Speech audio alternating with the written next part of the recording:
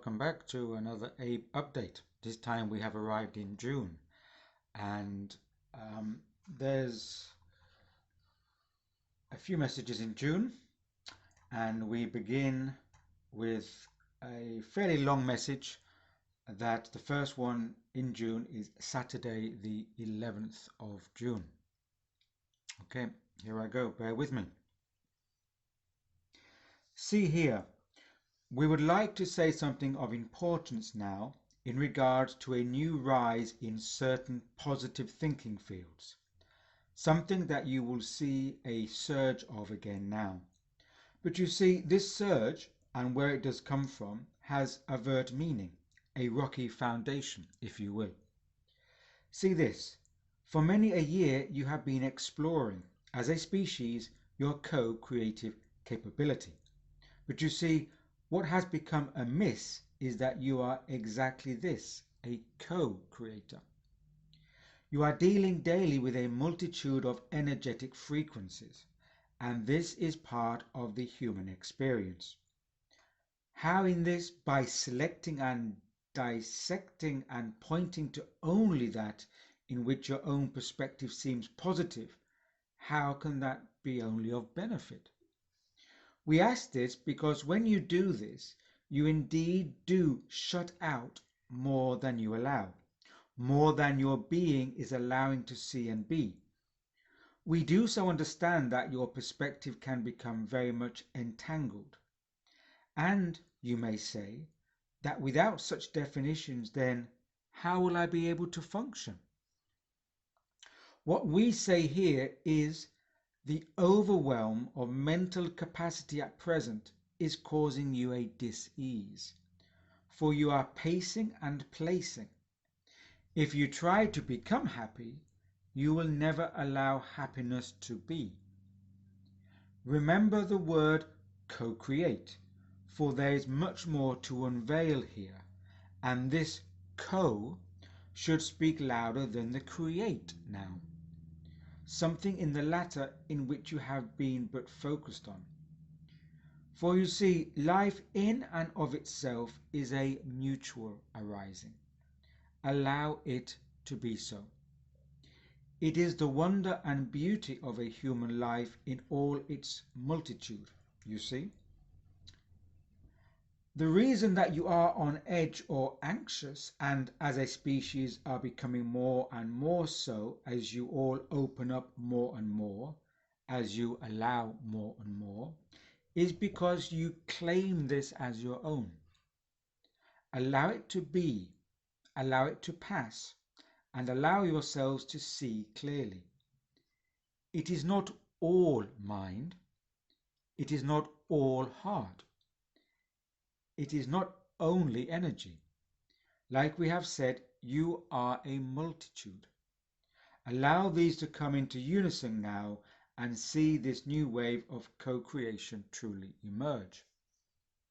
See, the process here is not perfection but connection, not just to one another but in relation to all. You cannot hold off in wait for perfection. You delay yourselves. You see this now, do you not? You are indeed a relational point of place. This is indeed the beauty here. You do not have to be perfect and godly to allow. It is in the allowance itself, you see. For what is perfection in one's eyes is destruction within another's. It is your time now to move into your relational points of place. This could be seen as the spark of vibrational alignment, like a synapse.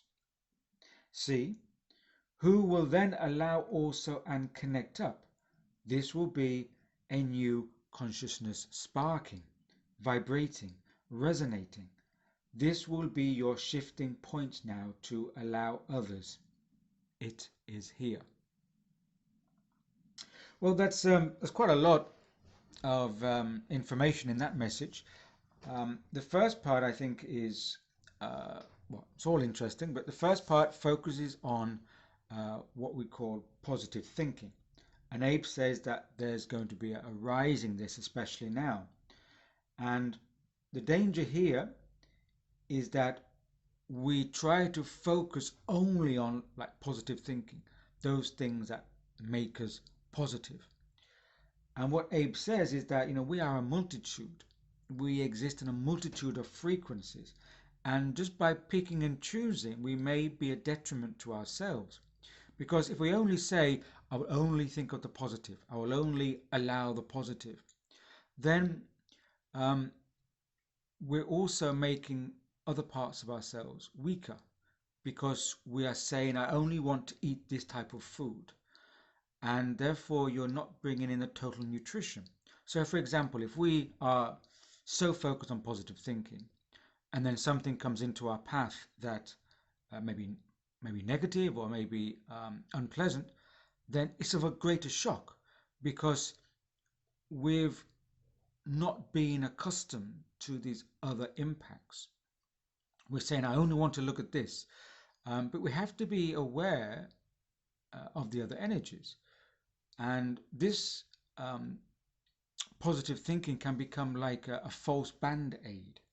We think just because we put a plaster, a band-aid on a wound, that it's going to disappear. It's a kind of false sense of security. And I think that's what Abe is saying, that we can imbalance ourselves if we falsely pick and choose what we think makes us happy. Um, so if we only try to dissect um, what our own perspective deems as positive, then we're limiting ourselves to other kind of energies. And you know, this kind of, what Abe says, this overwhelm of mental capacity is causing us dis-ease. We're trying mentally too hard to pick and choose, um, and this actually is causing greater discomfort. We're saying, like, I only want to look at this. Where is it? Where is it? I only want to do this. And we're mentally creating our own constructs rather than just allowing, things to be and not to get attached to them. Because overly concerned with only picking and choosing that which makes us happy, we're in fact kind of getting uptight. And we need to just allow things to happen and not get attached to them. There are going to be negative factors, but the question is, do we emotionally entangle ourselves with them or not?